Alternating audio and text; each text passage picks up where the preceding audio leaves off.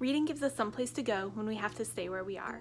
Having a wide variety of books at home can lead to endless adventures. Let's check out some of Usborne Books More's newest storybooks. First up, let's explore two new social-emotional books, Different and Worry. In Worry, we learn all about Peter, a pufferfish. He gets puffed up when he's worried, but we see just how important his friends are in helping him work through those worries. In Different, we read all about Flo, who feels like she doesn't fit in because she's different. Her friends come to the rescue and show her just how amazing she is, and they help her realize just how lucky she is to be different.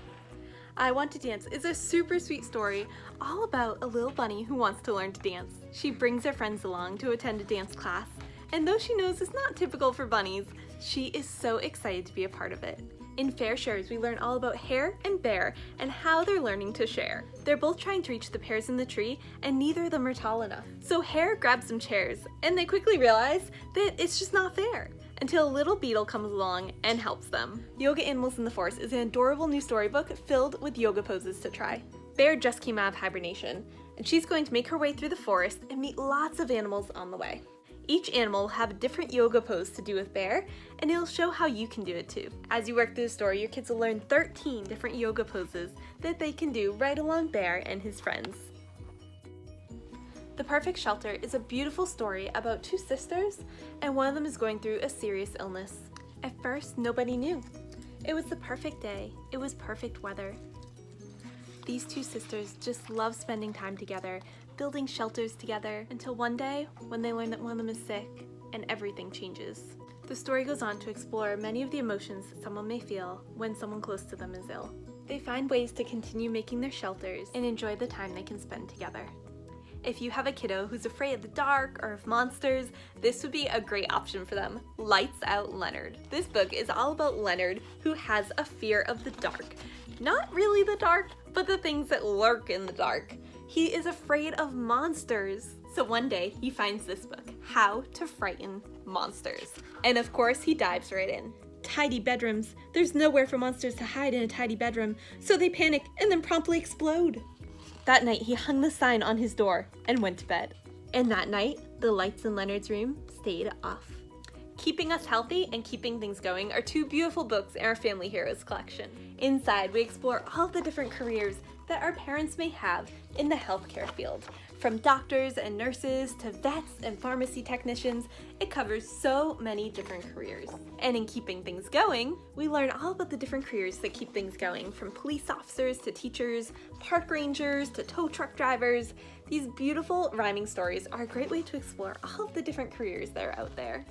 My book, Not Yours, is a really silly story about this sloth whose book is being interrupted by a fox. The fox is trying to take over his story, and the sloth just does not want that to happen.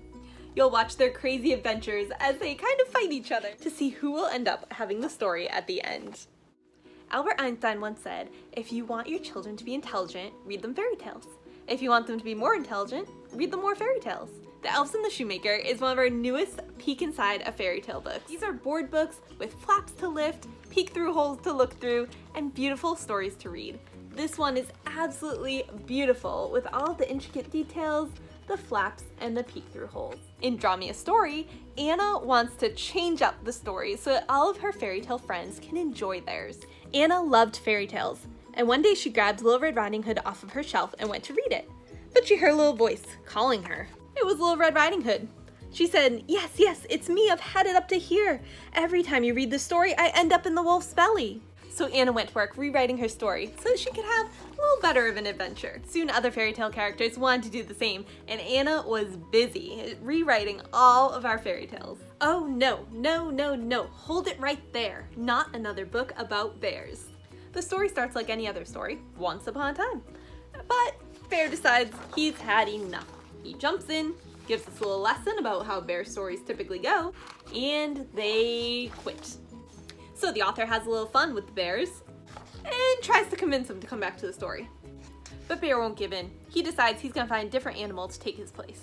Super fun, silly, highly recommend for every bookshelf. If you're a teacher and you have gone through class picture day, then this is probably going to be the one that you want most for your bookshelf.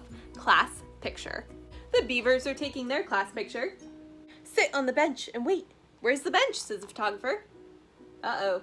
The elephants are taking their picture, but the great-grandparents need to get out of it. And well, probably the most relatable, the monkeys taking their class picture. Luna Loves Art is a beautiful story about a love of art and friendship.